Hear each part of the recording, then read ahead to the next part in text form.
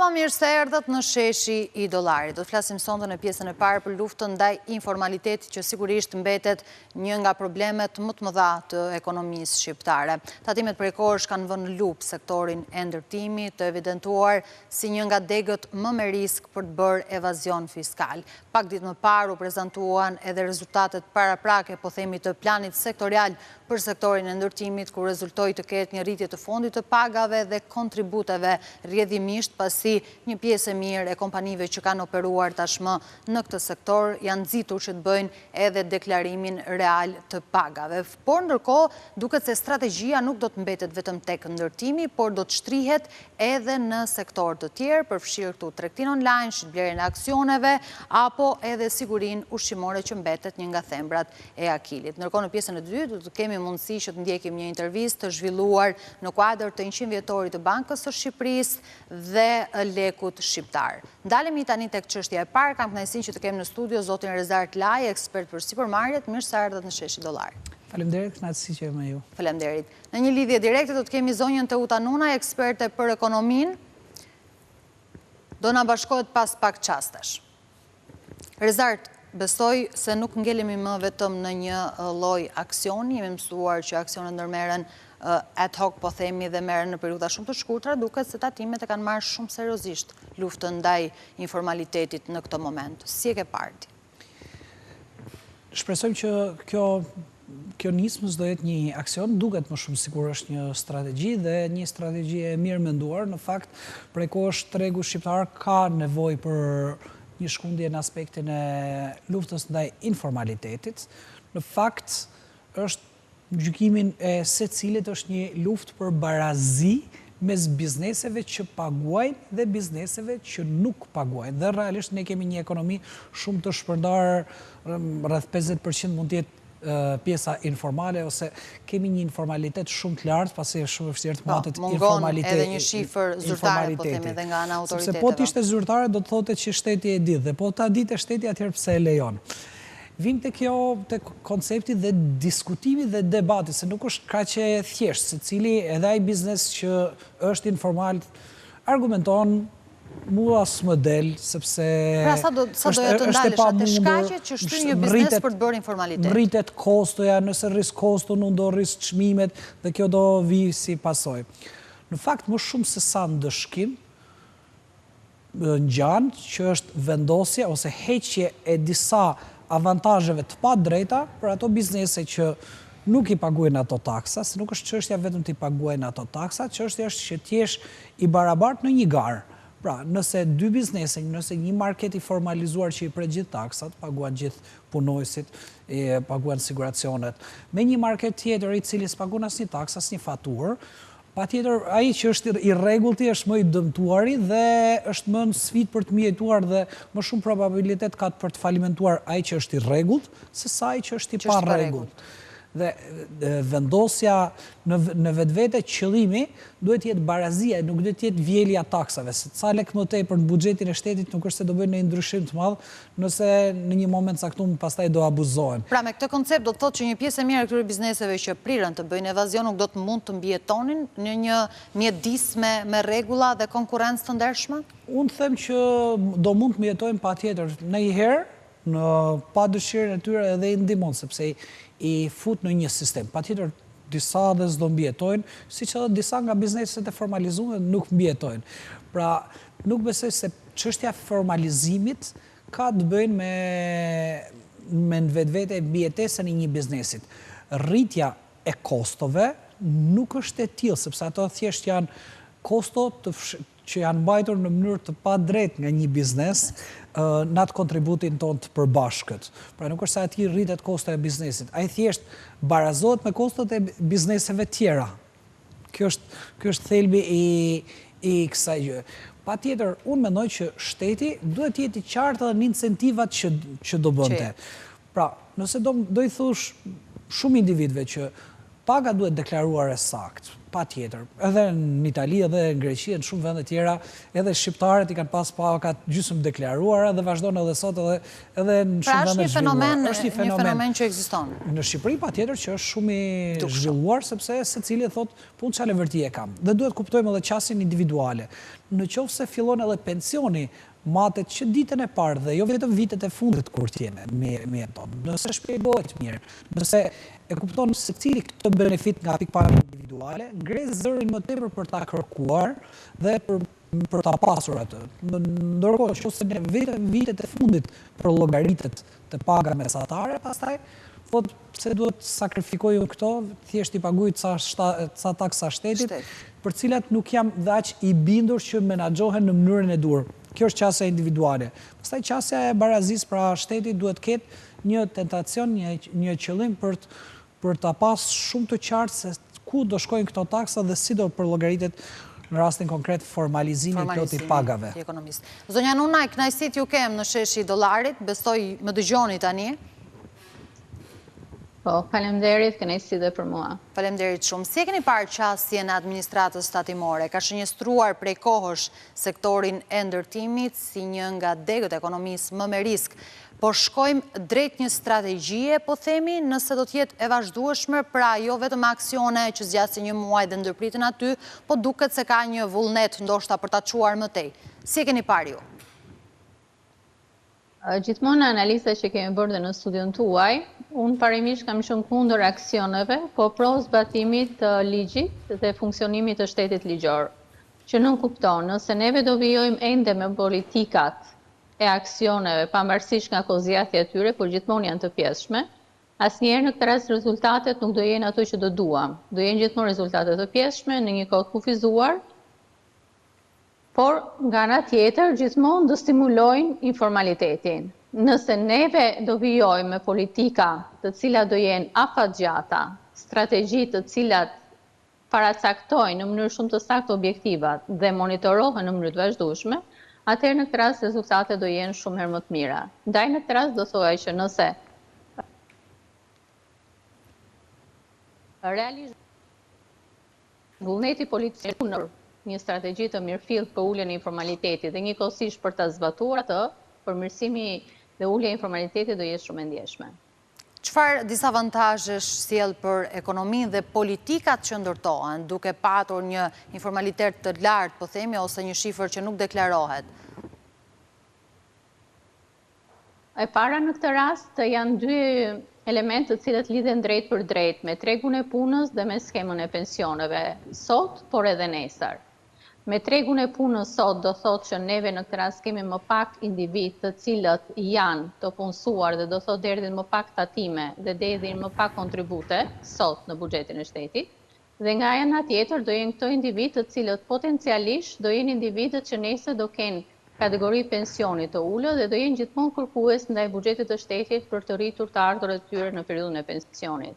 Nga ana tjetër, në aspektin ekonomik, do thotë që neve kemi më pak të ardhura në buxhetin e shtetit, kemi njëkohësisht në aspektin jo financiar më tepër nxitjen për ta vijuar informalitetin, pra mungesa e besimit të shtetit ligjor, dhe në aspektin mikro, në aspektin familjar, mund të duket që sot ke disa të ardhura plus më tepër në buxhet, duke mos paguar tatime, por nga ana tjetër, nesër në këtë rast do kesh sërish më pak para në buxhet, sepse në buxhetin familjar, sepse ti do ish individi që do kesh një të ardhur nga pensioni shumë herë më të ulët. Dhe efekti i informalitetit në këtë rast është shumë drejtimesh, pra shumë negativ. Rezart, sa ka ndikuar digitalizimi, po themi, në luftën ndaj informalitetit? Kam parasysh këtu fiskalizimin apo shërbimet që ofrohen tashmë përmes platformës Jolbenja apo edhe modele të tjera? Ka patur një ndikim të rëndësishëm të paktën në gjurmimin e asaj, sepse përpara dorëzimi faturave tatimore, nëse majmend ato bloqet me 3 fletë dhe rakordimet nga pikpamja financiare ishin në kohë të zhvendosur, pra nuk është se administrata tatimore shikote në kohë reale se çfarë kishte ndodhur, tashmë të paktën një pjesë e madhe e digitalizimit patjetër që ndikon që bizneset të vetë rregullohen para se të ti dalin apo ti shfaqen me shet kuqe administratës tatimore, por edhe të doganave. Digitalizimi patjetër që ka ndikuar, ky është një proces, as formalizimi s'mund ndodh brenda një dite, megjithatë duhet ketë një presion të vazhdueshëm pozitiv që gjërat të shkojnë aty ku duhet, sepse si thash është çështja e një gare të barabartë mes të gjithëve. Në qoftë se Shqipëria do të vazhdojë pjesën e integrimit në Bashkimin Evropian, nuk mund të vazhdojë me gjysmën e rrobave të palara dhe gjysmën e rrobave të lara. Se do ishte totalisht e papranueshme edhe nga ana e papranueshme. Siç pastaj është e papranueshme që një industri aq e madhe që në pamje të parë duket e vogël siç është industria online, gjysmë miliardi euro minimalisht, të jetë rreth 90% informale dhe janë mbi 10-15 vjet që shoqatat e biznesit online kërkojnë, nxisin këtë gjë dhe nuk janë dëgjuar deri tani sepse këtu kanë munguar edhe investimet. Kështu digitalizimi patjetër çon ujë në këtë prizëm që të ulet informaliteti, por vetëm digitalizimi nuk mjafton. A ka nevojë që të integrohet dhe inteligjenca artificiale, zonja Nunaj, në këto procese për t'i përshpejtuar, thjeshtuar, gjurmuar më lehtësisht? Absolutisht që po, sepse përdorimi i teknologjisë e informacionit, ku bën pjesë në këtë rast dhe inteligjenca artificiale, janë gjithmonë indikator ose tregues që nxisin edhe më tepër cilësinë e shërbimit që ofrohet. Dhe nga ana tjetër, në këtë rast rrisin shpejtësinë e përpunimit të dhënave dhe njëkohësisht ndikmojnë edhe më tepër në institucionet, në këtë rast publike ose institucionet që e përdorin atë, që të kenë një rezultat edhe më të lartë. Por në këtë rast baza do jetë gjithmonë tek burimi njerëzor. Pra sado e lartë jetë teknologjia që do aplikohet ose njëkohësisht sado e zhvilluar, tjetë niveli i saj, nëse ne do kemi punonjës ose burime njerëzore të cilat nuk do jenë të kualifikuar, ose nga ana tjetër do jenë individ të cilët nuk do kenë integritet të lartë të zbatimit të ligjit dhe njëkohësisht të detyrimet dhe detyra që ata kanë marrë përsipër, këto teknologji në këtë rast dhe inteligjenca artificiale do kenë një ndikim shumë minimal. Kryesorja në analizën time është burimi njerëzor. Nëse burimi njerëzor është ai i duhuri, çfarëdo lloj mjeti tjetër që do përdorësh, do jetë një ndihmë plus. Por jo një zonësues në këtë rast i nivelit shumë të lartë, pra i nivelit të kualifikimit të burimit njerëzor. Duhet ndalem pak dhe tek sektorët. Ne përmendëm ndërtimin si shënjestra, po duket se gama e kontrolleve, po themi edhe nga ana tatimore, do të zgjerohet edhe më tej te tregtia online, e përmendi më herët edhe zoti Lahi, tek shitblerja e aksioneve apo tek siguria ushqimore. Janë pikërisht këto fushat ku bëhet evazioni më i madh të evidentuar edhe nga tatimet? Unë shikoj në këtë rast që neve duhet mbështetemi ose duhet ta përfshijnë në këtë nësojnë në këto dhe luftë që bëhet kundër informalitetit edhe sektorin e turizmit. Është i përfshirë në ndjerë, se harrova pa e listuar. Në këtë rast, në të gjitha ato që juve cekët, pra sektori turizmit është themeltar, sepse është një sektor i cili përbashkon disa element bashk, dhe produktin dhe shërbimin, pra shet dhe shërbimin për shet edhe produktin. Dhe nga ana tjetër në këtë rast janë sektorët të cilët krijojnë nivele shumë më të larta të informalitetit, pra si në rastin e turizmit, ndërtimit, tregtisë online, ndërsa kur flasim për sigurinë ushqimore, nuk gjykoj vetëm pjesa e informalitetit, por njëkohësisht edhe tek kontrollet në mënyrë të vazhdueshme dhe shumë profesionale që i bëhet dhe cilësisë së këtij produkti. Neve kemi probleme dhe sigurinë ushqimore dhe duke qenë se siguria ushqimore është dhe një nga elementet të cilat janë vendosur ose do të quajë të normizuar me të kushte nga ana e Bashkimit Evropian për të realizuar si detyra nga Shqipëria për të bërë pjesë integruese e kësaj familje të madhe europiane, atëherë do thotë që puna e institucioneve duhet të jetë e shumë fish në shumë drejtime dhe jo vetëm këto sektor ata që duhet kenë përqendrimin më të madh të forcave, se ndërkohë që neve përqendrohemi mund ndodhin institucionet në një grupim, ndërkohë që grupi tjetër është ai i cili vijon. Unë gjykoj në këtë rast që përqendrimi duhet të jetë më i madh në to, por nuk duhet neglizhuar edhe sektorët e tjerë të ekonomisë, të cilët krijojnë atë dëmin e pariparueshëm që është dy standardeshi përballë ligjit, pra dy biznese, një biznes që paguan gjithë detyrimet tatimore, ka apo s'ka mundësi financiare që edhe gjobitet nëse ky detyrim tatimor paguhet qoftë edhe një orë me vonesë, jashtë afatit, ndërkohë që biznesi tjetër i të paguan asnjë detyrim, jo vetëm në këtë rast është më shumë konkurrues se ai biznesi tjetër që i ka paguar gjithë detyrimet, por nga ana tjetër edhe amnistia falen detyrimet. Dhe kjo në këtë rast e bën pa barabartë dhe dëmton klimën e biznesit në zanafill. Dhe kjo nuk ndihmon në këtë rast biznesin, absolutisht. Zoti Lahi, ju e thatë pak më herët dhe duket se tatimet po kërkojnë që ta vendosin në shina tregtinë online. Kemi parasysh të detyrimin për plotësuar divën apo detyrimin për të hapur një nipt. Është kjo e mundur të bëhet një kohë të shkurtër dhe ka nevojë për një rregullim të këtij tregu? Ka nevojë patjetër një rregullim të këtij tregu. Kjo është ndër tregjet më informal të mundshme aktualisht. Rregullohet shumë thjesht.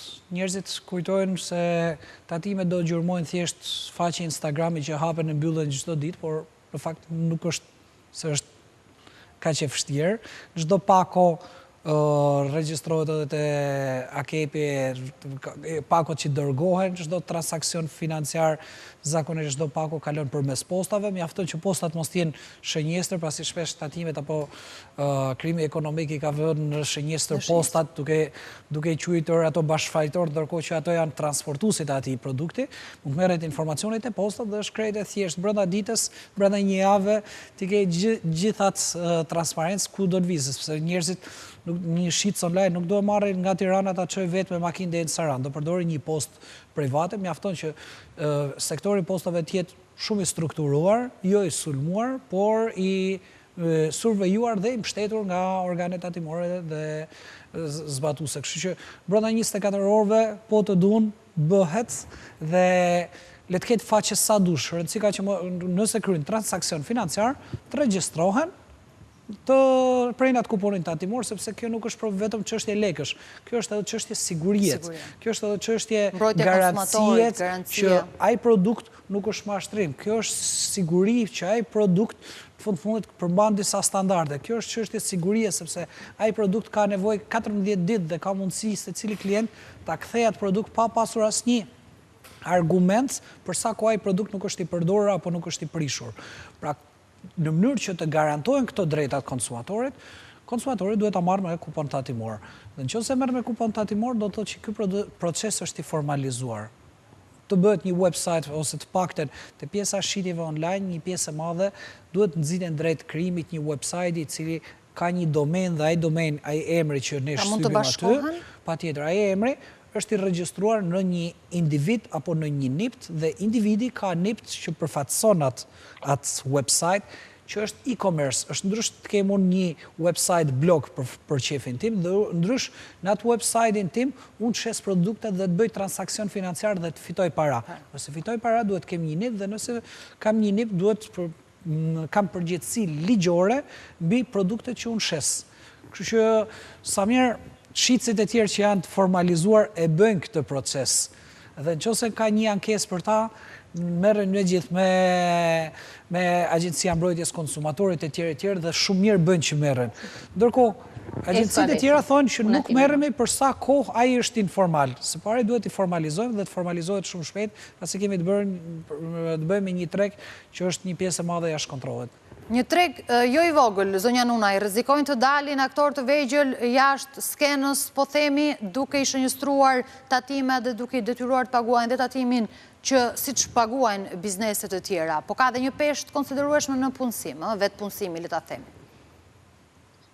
Po, absolutisht që po në këtë rast vetë struktura e biznesit në Shqipëri, pjesa dominuese, jo vetëm në numër, po edhe në numër e të punësore janë pikërisht bizneset e vogla dhe deri diku edhe bizneset e mesme. Kështu që normalisht presionet të madhe këto kategori biznesit, të cilët kanë edhe kufizime në fytyre në përballimin e shpenzimeve të tyre. Ndaj mbi to rëndon edhe pjesa e kostove më të madhe.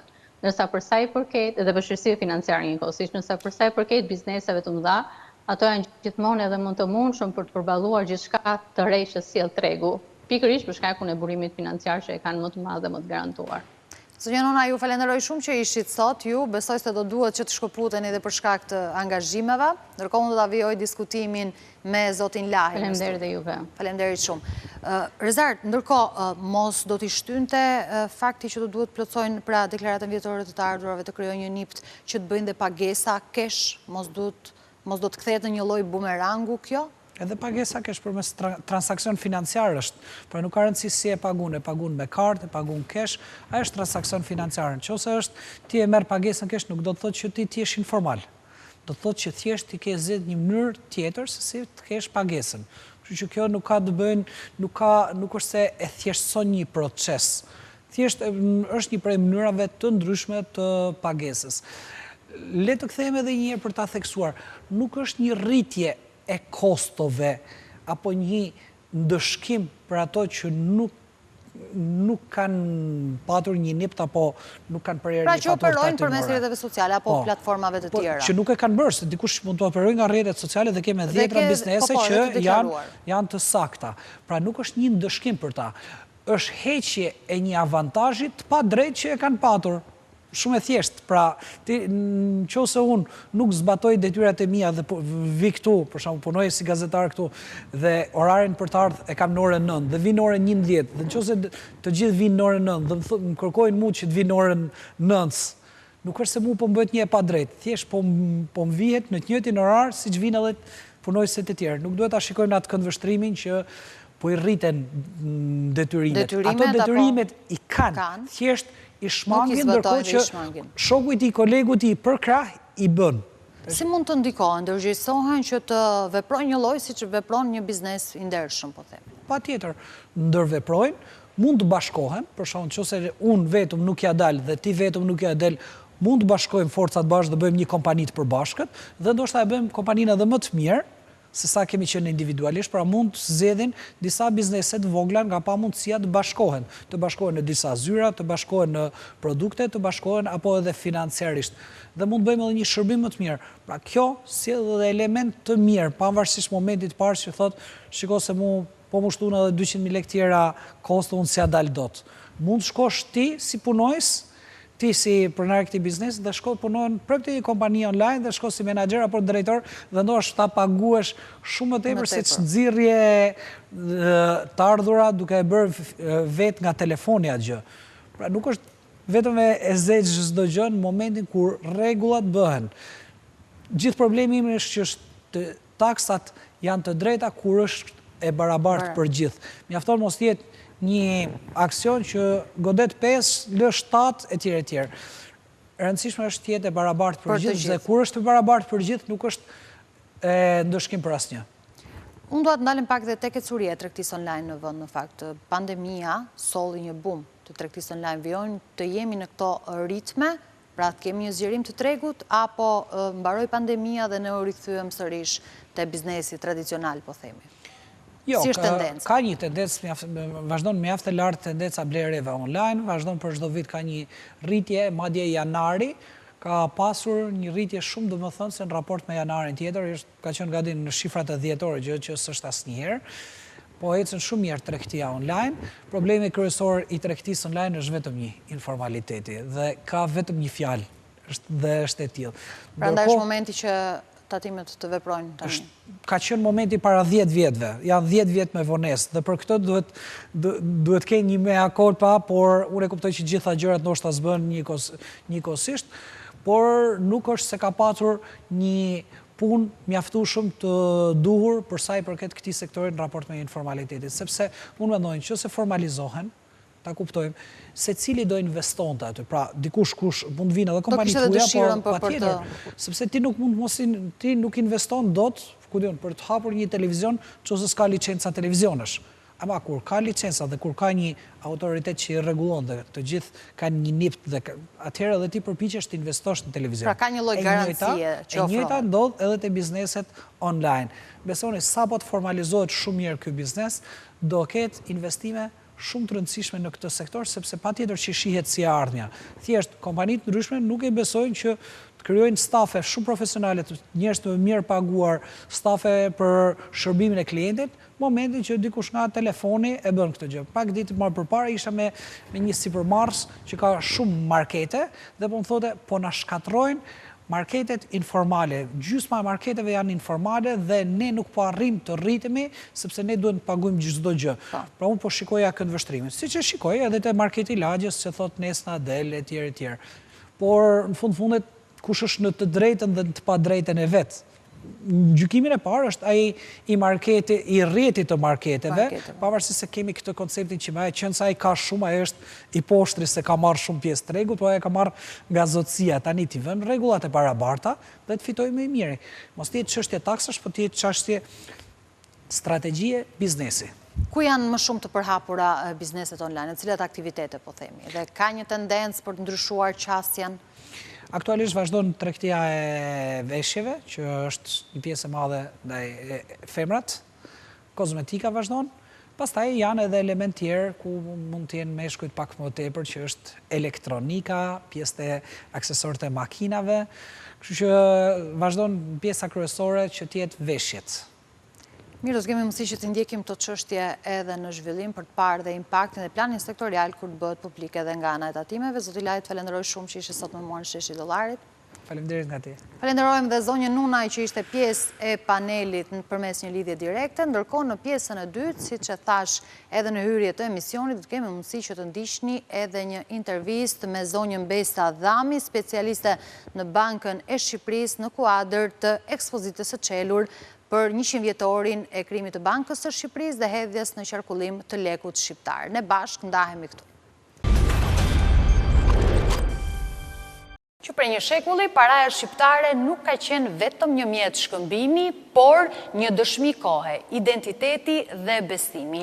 Në çdo monedh apo kartë monedh fshihet një histori, ajo e shtetit, ekonomisë, e qytetarëve. Banka e Shqipërisë ka çelur prej disa ditësh një ekspozit në moton paraja rrëfen, 100 vjet jetë dhe ngjarje që na kthen pas në histori, aty ku nisën edhe fillesat e para me hedhjen në qarkullim të lekut shqiptar, të dizajnit simbolika e deri në rolin e lekut në ndërtimin e shtetit modern. Do të mësojmë më shumë në lidhur me këtë ekspozit, rrugtimin e Bankës së Shqipërisë dhe lekut shqiptar me zonjën Besa Dhami, specialiste e muzeut pranë Bankës së Shqipërisë. Kënaqësi të kemë në Sheshi i Dollarit. Kënaqësi gjithashtu për mua. Pse erdhi kjo ekspozit pikërisht në këtë moment? Çfarë synohet përmes saj? Në fakt, ky është një vit i rëndësishëm për institucionin Bankë Shqipërisë, ashtu sikurse ishte edhe viti që sapo lan pas, 2025, të cilat në historinë e institucionit bankë për shqiptarët shënojnë një vit jubilar. Kemi një shekull krijim të institucionit të bankë shqiptar, por 2026 na përkon me një shekull kartë monedh ose sistem monetar kombëtar. Kështu që kjo ekspozit, e cila vjen si një bashkëpunim po themi me një kontribut të rëndësishëm të Bankës së Shqipërisë dhe Institutit Italian të Kulturës, ka bërë të mundur që të realizojmë këtë ekspozit, sigurisht edhe me kontributin e mendjeve të spikatura nga të dy vendet palë, të cilat kanë dhënë kontributin e tyre në argumenta, dokumenta dhe shumë artefakte të tjera të cilat janë ekskluzive për këtë ekspozit. Cilat janë në këto artefakte dhe si vjen rrugtimi i Bankës së Shqipërisë dhe lekut shqiptar në një shekull, po themi, të krijimit të tyre? Artefaktet janë të shumta, do t'i shohim hap pas hapi duke ecur nëpër ekspozitën tonë. Rrugtimi i Bankës së Shqipërisë mund të themi ka qenë jo fort i lehtë. Nis në fakt, unë jam pozicionuar në panelin e parë, ku kemi figurën e quar të kombit tonë Ismail Qemali, por edhe të figurave të tjera të quara të qeverisë Vlora të asaj kohe, dhe ka qenë viti 1913, kur firmoset për herë të parë një koncesion për krijimin e një banke kombëtare të shqiptarëve të asaj kohe nga qeveria e Ismail Qemalit me dy kompani të huaja ndërkombëtare, vieneze dhe italiane. Ky dokument ekziston, është firmosur dhe po themi në përurim të këtij dokumenti, Ismail Qemali citon faktin që krijimi i një banke për shqiptarët është fitimi i dytë pas shpalljes pavarësisë. Pra themeluesit e kësaj kohe e kanë konsideruar bankën si palcën e shtetit. Fakti jo i mirë ishte që kjo bank nuk arriti do të funksionon, të ngeli në dokument. Si vijon pastaj rrugtimi? Pastaj rrugtimi është, si që përmenda pak më parë, i vështirë. Jemi në mes të luftrave ballkanike, me njëherë pas shpalljes pavarësisë nuk i patëm kushtet dhe mundësit për të vijuar shtetformimin ton, banka nuk ekzistonte, sistemi monetar i qarkulluar në vendin ton në këtë kohë është ndërkombëtar në thonjza ose jo në thonjza. Me fjalë, paratë e huaja qarkullonin në mënyrë zyrtare, formale në vendin ton. Deri në vitin 1925, pra si që shikoni kemi një hapësirë të gjatë kohore, ku më në fund neve krijojmë për herë të parë Bankën Kombëtare të Shqiptarëve. Prandaj dhe siç e përmenda pak më parë, viti që la më pas ishte gjithashtu një vit jubilar për institucionin Bankë të Shqiptarëve. Ndërkohë një vit më pas kemi edhe kartmonedhën sistemi e parë shqiptare. Mund t'i kemi të ilustruara si ishte ideja, si erdhi? Neve kemi kartmonedha lokale. Qeveria e Lushnjës, në atë kohë, i jep të drejtë ose akses disa qyteteve më të mëdha shqiptare, të cilat për aspektin e tregtisë së kohës ishin të zhvilluara, për të krijuar kartmonedhë për qytetin e tyre, rajonale, dhe këtu nëse keni dëshirë mund t'i hedhni një sy parave të ndryshme të qyteteve të Shqipërisë, që i prodhoi vetë nga të ardhurat e tregtisë, sigurisht të prodhuara nga bashkia. Kemi kartmonedhë të qytetit të Gjirokastrës, të Beratit, të Shkodrës, kemi të Elbasanit, Fierit dhe Vlorës. Ishin pikërisht të qytetet të cilat kishin të kartmonedhë me vlerë të vogël, për blerje jo, po themi, kapitale të kohës. Nëse do të kishin nevojë për blerje të tilla, kishin sigurisht sistemi monetar ndërkombëtar të asaj kohe. Çfarë ndodhi më pas? Krijimi i parës tonë kombëtare zyrtare në 1926, pra na u desh pak kohë për të arritur deri në paranë tonë kombëtare, tu keni sistemin ton monetar në kartmonedhë, por dhe në metal monedhë. Në këtë kohë, paraja jonë prodhohet, po themi, në autoritetin e Unionit Monetar Latin, të cilit na u bëj mundur për shkak të Italisë, e cila aderonte në këtë institucion ndërkombëtar të kohës. Me këtë që sapo thash, nuk kuptojmë që paraja jonë, po themi, ka qenë një ndër të fundit të rajonit, që prodhohet në metal të çmuar, në arë dhe argjend, por të standardizuar. Kuptohet që vlera e kartmonedhës nuk kuptonte që kishte të njëjtën peshë dhe vlerë me monedhën e arë që qarkullonte në të njëjtën kohë. Dizajni është interesant. Do doja ndaleshim pak këtu. Ka një fakt interesant që koha që jetojmë neve pasqyrohet në imazhin e kartmonedhës, pavarësisht se jemi të prirur mos ta vëmë re. Me fjalë, neve automatikisht e lidhim ngjyrën me vlerën, por na duhet ai imazh ta kemi para syve. Po ta vini re, kemi disa figura. Kemi figurën e një fëmije të vogël, me veshje kombëtare, kostum popullor. Kemi edhe një fëmijë, po themi, të moshës adoleshent, gjithashtu i veshur me kostume kombëtare. Dhe si që vëmre, nga fotografitë e tyre origjinale, ata janë pasqyruar me njëherë në kartmonedhën e kohës, 5 franga arë ka portretin e fëmijës së vogël, dhe 20 franga arë ka portretin e një fëmije adoleshent të kohës. Dhe prerja më e lartë nominale, që ishte 100 franga arë, sigurisht që i takonte të mbante portretin e mbretit të shqiptarëve të asaj kohe, Ahmet Zogu, dhe është pasqyruar në kartmonedhë. Edhe metal monedhat e kësaj kohe, mbajnë portretin e mbretit tonë Ahmet Zogu, por kanë edhe një element interesant, se për herë të parë në paranë i qarkulluar të vendit tonë, në një mënyrë, po themi, ndoshta të pavetëdijshme, ato kanë qenë dhe si metal monedha përkujtimore. Ahmet Zogu është kujdesur që çdo eveniment që ka pasur vendi jonë ta pasqyrojë të shkruar në monedhat e arta të kohës që qarkullonin në vendin tonë.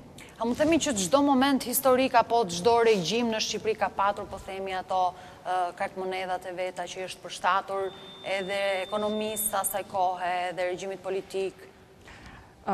Sigurisht që nuk mund të themi do të ndryshe, veç kësaj që ju sapo thatë, fryma e kohës është e pashmangshme që të pasqyrohet në atë që është fuqia financiare e shtetit e vendit.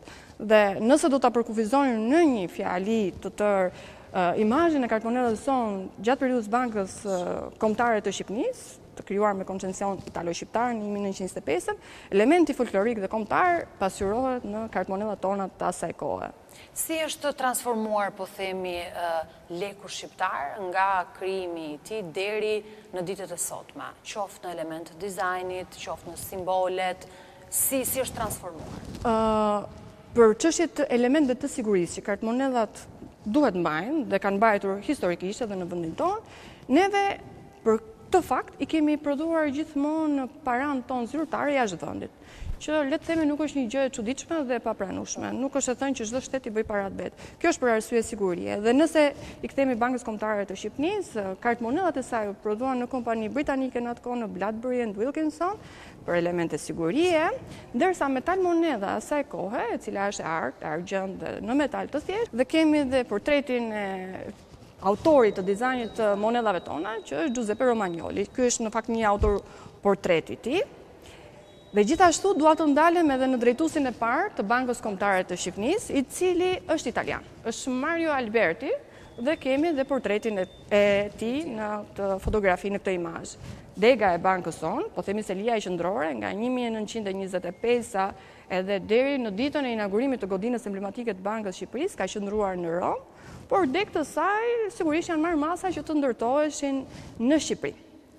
Termi Bankë Kombëtare e Shqipërisë ekziston. Drejtohej thjesht me selinë e saj qendrore në Itali dhe drejtuesët e shqiptarë ishin në degët e bankës tonë brenda vendit. Duke se është ruajtur edhe arkitektura ndoshta ndër vite, është ruajtur struktura. Në mënyrën më të sigurt dhe të pastër të mundshme. Me fjalë, nuk janë bërë absolutisht ndërhyrje ndryshuese të strukturës të godinës qendrore të Bankës Shqipërisë që kemi aktualisht. Edhe siç e shikoni pamjet, imazhet e vjetra nga banka jonë aktuale kanë ngelur të pandryshuara. Interesant tu kemi disa dokumenta, të cilat tregojnë skicën inxhinierike të bërë nga arkitekti italo-izraelit, Vittorio Balio Morpurgo, skica dhe në fund realizimi kësaj godine. Pra është projekti final, i cili nga 1938 që u inaugurua i qëndron e njëjtë siç është. Ndërkohë, siç përmenda pak më parë, për selit e Bankës Kombëtare e Shqipërisë në vendin tonë, mund të nxjerr dy nga më të spikaturat e saj, që është godina ende sot e kësaj dite është në qytetin e Durrësit, godina e Bankës Kombëtare e Shqipërisë ka qenë deg në 1925, por edhe e Korçës, që sot e kësaj dite e gjejmë në qendrën e qytetit të saj. Ky arkitekt ka shprehur tërësisht shpirtin dhe talentin e tij në këto dy godina që sapo ja përmenda. Kemi pjesë të tjera, pastaj godina të vendit tonë, të cilat kanë shërbyer si seli për Bankën Kombëtare të Shqipërisë. Ktu kemi një seri tjetër. Kjo është periudhë lufte, lufta e dytë botërore. Kemi pak situatë jo të mirë, normal lufta nuk është e tillë, ama një gjë mbetet për të thënë që funksioni i Bankës Kombëtare të Shqipërisë nuk u ndërprer. Nuk u ndërprer edhe gjatë luftës së dytë botërore, pavarësisht se imazhi dhe vlera e kartmonedhës tonë në këtë kohë ndryshon dhe ka një rënje të ndjeshme. Por le të shkojmë një herë te komunizmi. Tek komunizmi dhe ndalemi aty. Jemi në periudhën e komunizmit, siç e tham, dhe nis pikërisht këtu në vitrinën e parë që shikojmë. Situata nuk është fort e mirë, të paktën nga dokumentat historik që kemi parë të asaj kohe. Po, kemi të bëjmë si fillim në 1945 me ndryshimin e statusit bankës tonë nga bankë me koncesion italo-shqiptar në një bankë të shtetëzuar. Bankë e Shtetit Shqiptar që qëndroi e tillë deri në 1991-92. Zyrtarisht bëhet bankë qendrore me ligj, me dokumenta. Fillimi i periudhës sonë, pas luftës së dytë botërore, na gjen me kartmonedhë emergjence. Kjo do të thotë që në pamundësi për të krijuar një kartmonedhë të re, temetuar rishtas për vendin tonë, banka zgjedh që kartmonedhat e qarkulluara deri në këtë ditë të stampoheshin, të merrnin një bullësi për të bërë të vlefshme. Dhe kjo ishte, po themi, një zgjidhje emergjente e kohës që dhe të mund të bëni një rishpërndarje të paras, vlerës monetare të vendit tek, po themi, të gjithë popullsia në atë kohë. Derisa e gjejmë zgjidhjen, no? Gjatë kësaj periudhe, paktën deri në komunizëm, ka patur një moment që kemi pasur një krizë, po themi, të lekut? Pa diskutim që po. Është e pashmangshme. Lufta nuk ishte e kollajt. Problemet tona nuk kanë qenë të kollajta në atë kohë, sepse një pjesë e rezervës së arit të shtetit tonë u tërhoq nga pushtuesët e kohës, kështu që vështirësitë kanë qenë të ndjeshme dhe neve i kemi parë dhe nëpërmjet dokumentacioneve që ruhen në arkiv për këtë situatë. Zgjedhjen e gjetëm menjëherë në vitin 1947, kur vendosën që të bëjmë marrëveshjen e parë me mbështetje ekonomike, politike në atë kohë që është ish Jugoslavia, një vend i ngjashëm si ne, për nga filozofia politike dhe ekonomike e kohës. Dhe kur them që lidhemi me ish Jugoslavinë në këtë marrëdhënie ekonomiko-politike, do të thotë që atyre ju kemi kërkuar edhe mundësimin e printimit kartmonellave të para, të reja, të pas luftës, në 1947 dhe këtu kemi një pjesë të tyre. Kemi prerjen 100 dhe 1000 lek. Janë shqiptare në imazh, vetëm printimi për arsye të elementëve sigurisë është bërë tek ta. Partizani është figura për shembull që e simbolizon kartmonellën e menjëherë pas luftës së dytë botërore. Marrëveshja nuk ishte fort gjatë, si duket ka pasur kontradikta, edhe një nga arsyet ka qenë edhe fakti i vendosjeve të disa elementeve që e bën paran ton mos kishte mjaftueshëm vlerë. Kështu që thuhet në dokumentaj që tregjet e shqiptarëve u zbrazën nga nevoja dhe dëshira e madhe që kishin ish Jugosllavët për blerë në tregjet tona. Marrëveshja menjëherë pas një viti, po themi, u ndërpret dhe neve u bëm miq me vendin tjetër vllazëror të ngjashëm me ne nga politika e kohës, një vend komunist siç ishte ish Bashkimi Sovjetik Rus. Edhe këtu kemi të pasqyruar në imazhin e kartmonellës tonë të asaj kohe, element që përfaqësojnë frymën politike. To ishin 5 prerjet, 7 prerjet le ta themi të asaj kohe apo ka patur dhe prerje të tjera të? To kanë qenë 10, 50, 100 dhe 1000 lek.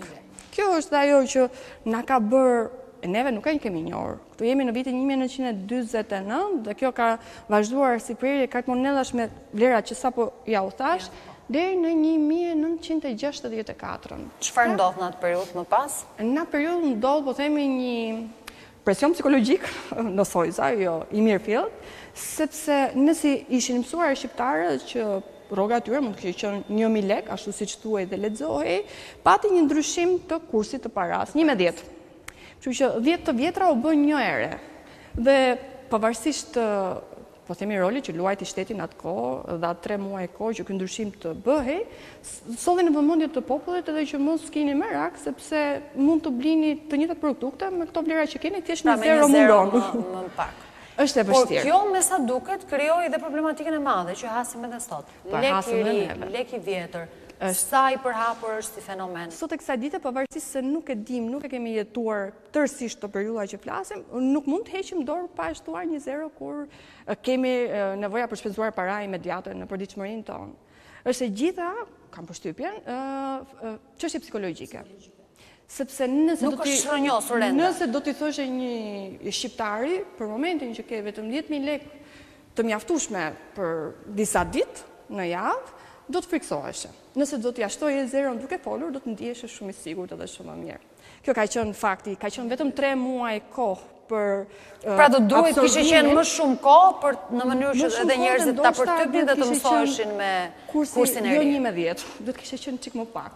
Kemi periudhën e fundit të Bankës së Shtetit Shqiptar, këtu do them në një fakt interesant, të cilin e kam të dëgjuar, jo të lexuar, është që kartmonellat të cilat brisi më i madh i të rinjve sot, ata që kanë lindur para viteve 90 i njohin. Seria e kartmonellave që shikoni këtu është në të vërtetë më e gjata e qarkulluar në vendin tonë, është 1965 dhe gradualisht Banka e Shqipërisë vendos të nxjerrë nga qarkullimi deri në vitin 99, ku përfundimisht nuk i kemi më në dorë këto prerje. Po t'i vini re, imazhet e kartmonellave janë marrë nga njerëz të kohës, të cilët kishin punëra të ndryshme. Dhe frymën dhe filozofia e kohës ka pasur lidhje direkte me propagandën, që ata në fakt e quanin diktatura e proletariatit, nëse do ta përkthejmë në termat e sotëm, është pushteti i punëtorit. Me fjalë, nuk është pushteti i atyre që drejtojnë shtetin, por është i joti pushteti, ti që punon. Dhe këta janë pasqyruar në kartmonellë, janë marrë nga përditshmëria e tyre në punë, partizanët ka qenë element shumë i rëndësishëm i kohës, por kemi edhe vajzën që punon në uzinën tekstile, me grur, dhe të gjitha këto janë të pasqyruar në kartmonellat që i kemi pasur në dorën tonë për një kohë gjatë. Këto kartmonella u prodhuan në Kinë, dhe kur kinezët i morën përsipër për të na printuar kartmonellat tonë me element sigurie, kanë ndryshuar portretin e shqiptarëve duke i kthyer në kinez. Por, më pas, ky, po themi, ngërç është rregulluar dhe kështu që i kemi portretet automatikisht tonat me tiparet e... Gjatë gjithë kësaj kohe, deri më sot, ka patur një seri kartmonedash ose monedash të shtypura, por që nuk janë hedhur, po themi, në qarkullim? Ekziston një seri? Ekziston kjo seri dhe kjo ndodh me njëherë pasi neve vendosim të izolohemi nga bota. 1978 na gjen përfundimisht në marrëdhënie të ndërprerë edhe me Kinën, Republikën Kineze të Socialistët kohës, dhe këtu vendosim që çdo gjë ta bëjmë me forcat tona. Dhe një nga gjërat që duhet bënim me forcat tona, pavarësisht nga ato që shumë nga ne i dinë, është paraja. Dhe paraja i kemi disa këtu, të cilat nuk patëm fatin të kishim në dorë për arsye sigurie. Banka e Shtetit Shqiptar i printon brenda shtypshkronjës së saj 13 janari, por nuk është e bindur dhe nuk i ka hedhur në qarkullim faktikisht o kartmoneda, sepse nuk përmbajnë asnjë element sigurie, do të thotë fjellë sigurie, figurë jore. Për të përdorur pra si kartmonedat e tjera. Këtu vetë ajo heziton, i prodhon dhe nuk i hedh në qarkullim. Tu janë disa nga këto kartmoneda, më interesant, ja shprehja 20 lekë, që nuk e ka parë kush veç ata që kanë vizituar muzeun. Ajo është një printim i vitit 1985. Pra mund të themi që është një nga dokumentat më të veçanta të muzeut, të ekspozitës. Po, edhe po e bëjmë të dukshme edhe për teleshikuesin. Këtu kemi shtëpinë e Enver Hoxhës. Ai në vitin 85 mbron jetë dhe kanë dashur që të bëjnë homazh për figurën e tij, duke vënë shtëpinë e tij të lindjes në një prerje 20 lekë. Por prap kanë hezituar dhe nuk e kanë hedhur në qarkullim sepse mungojnë elementet e sigurisë tërësisht. Ndërkohë, nga rrugtimi, pra nga hedhja e parë e kartmonedës së parë lekut shqiptar, po themi, sot kemi arritur në një pikën që flasim për para digjitale, për SEP-ën, pra për një transformim tejet të madh në 100 vite rrugtim të lekut shqiptar dhe të Bankës së Shqipërisë. Ishte diçka utopike aso kohë të mendoj që do shkonim në këto transformime të mëdha? Maksimumi i modernizimit për kohën është ajo që njerëzit jetojnë. Por sigurisht, to që ju sa përmendët, fakti që neve kemi aderuar, jemi pjesë e SEP-ës tashmë, është një hap gjigant, shumë pozitiv për gjithë shqiptarët, të cilët për fat mirë kemi edhe të drejtën për të lëvizur dhe për të studiuar, jetuar kudo në Europë. Dhe fakti që neve jemi pjesë e këtij organizmi, na ul kostot për transferimin e paras ndërmjet nesh. Mund të jemi familjar, mund të jemi miq, shok të afërt.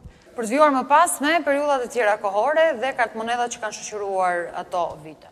Po, mund të themi që po ja afrohemi fundit të funksionimit Bankës Shtetit Shqiptar nga 1945 zyrtarisht deri në 1992. Ka qenë një periudhë tranzitore, po themi që nuk u bë me thik në ditënatë, ishte rënja e sistemit e cila çojnë një krizë të thellë, jo vetëm politike, sociale, por dhe ekonomike. Kështu që, për shembull, po të shikojmë imazhet në vitrinat që pasojnë Rishtas, kemi rënjen e busit të diktatorit në 1991, kemi eksodin e shqiptarëve drejt Italisë në atë periudhë kohe. Momente që kanë shënjuar, a? Kanë shënjuar historinë tonë. Kemi momente të vështira, të jetuara nga shqiptarët në këto vite, por çdo gjë fillon të përmirësohet rreth vitit 1992, kur kemi një lloj stabilizimi, po flasim edhe në aspektin financiar, që është shumë e rëndësishme. Kështu që ligjërisht krijimi i Bankës Shqipërisë, që do thotë një institucion qendror bankar i pavarur, e sjell të frymë të re në krijimin e një stabiliteti të ri ekonomik dhe financiar për popullin tonë, për Shqipërinë. Tu keni edhe imazhet e kartmonedave të para, për disa që mund të kenë kanë qarkulluar nga 92. Janë prodhimi 92-shit, gradualisht pastaj është futur dhe prerja 100 lekë, që është e një viti më pas, në 93-shit, janë rinovuar në 96, në sistemi bankar në 92-shin më në fund e kemi 2 nivelor, do të thotë bankë qendrore dhe banka të nivelit të dytë. Ndërkohë ka ardhur përmirësuar dizajni. Po, në 96 dhe elementet e sigurisë shtesë. Edhe elementet e sigurisë shtesë, sërish neve në pjesën e kartmonedhave nuk i prodhojmë brenda vendit tonë, edhe pas 92-shit. Gjëja që ndodh në këtë kohë është që ne nuk krijojmë monopol. Pra nuk do të thotë që ne gjithë serinë e kartmonedhave e japim një shteti të caktuar për të na prodhuar enkas për vendin tonë, për bankën. Por e kemi në vende të ndryshme. Përgjithsisht ka qenë Anglia, ka qenë Suedia, kompani prodhimi kartmonedhash, ka qenë Zvicra, kështu kanë qenë vende të ndryshme. Dhe është parë pastaj me vijimin e kohës se sa këto kartmonedha kanë pasur nevojë për riprintim ose jo, që është normale që edhe të riprintohen kur ato humbin një pjesë të elementeve të sigurisë. Ama një pjesë të tyre, por mos thonë gjitha këto qarkullojnë edhe sot që ne flas. Sepse banka kur sjell serinë e re të kartmonedhave, që kemi sot në dorë, lë një hapësirë kohore, ndryshe nga vitet e mëparshme, po themi deri në 10 vjet, në mos qofsh e gabuar, që për të gjithë ata që mund t'i kenë kursyer edhe në Dërkuca Qelqi dhe i kanë harruar aty, të kenë mundësi t'i këmbijnë me të njëjtën vlerë në bankat e nivelit të dytë, në këtë afat kohor që Banka Qendrore lën në dispozicion për qytetarët. Prerja më e madhe? Për herë të parë kemi 10.000 lekë.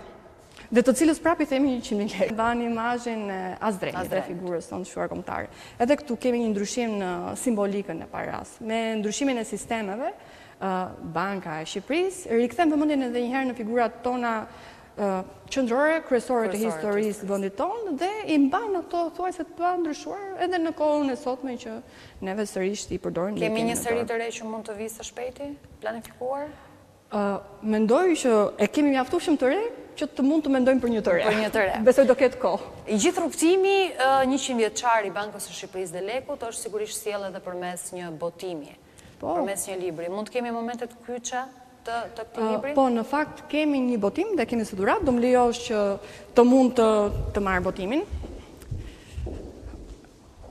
Me krijimin e kësaj ekspozite, Banka e Shqipërisë ka qenë gjithmonë e fokusuar në sjelljen e botimeve historike, burimore, që t'jenë, po themi thuajse ezauruese për historinë e institucionit monetar, financiar dhe bankar të vendit tonë. Na vjen si dhuratë në këtë vit jubilar të Bankës së Shqipërisë dhe gjejmë në rastin t'i themi me përulje falenderime profesorit të nderuar Aristotel Pano që na kaloi një dokument historik të shkruar. Sigurisht që ky botim ka qenë iniciative e Bankës së Shqipërisë që gjithmonë ka qenë dhe është interesuar në krijimin, në realizimin e këtyre botimeve burimore, të cilat po themi që kanë edhe një rol ezaurues sa i përket historisë bankare të një shekulli të vendit tonë. Në mbyllit të kësaj interviste do doja të dija për qytetarët që kanë interes për të parë nga afër këtë ekspozitë, deri kur do të jetë e hapur? Ekspozita do të jetë e hapur deri në 20 korrik, çdo ditë të javës, ndryshe nga që kemi Muzeun e Bankës së Shqipërisë, i cili është në ditë të caktuara të javës. Deri në orën 2 vizitat janë të mundura për vizitorët. Në këtë ekspozitë ata duhet t'i drejtohen aplikacionit, kemi një formular, rezervoni vizitën tuaj në faqen zyrtare të Bankës së Shqipërisë për të lënë datën dhe orarin kur ata dëshirojnë ta vizitojnë ekspozitën tonë. Zonja Dhami, ju falenderoj shumë që ishit sot në këtë intervistë. Ju falenderoj juve.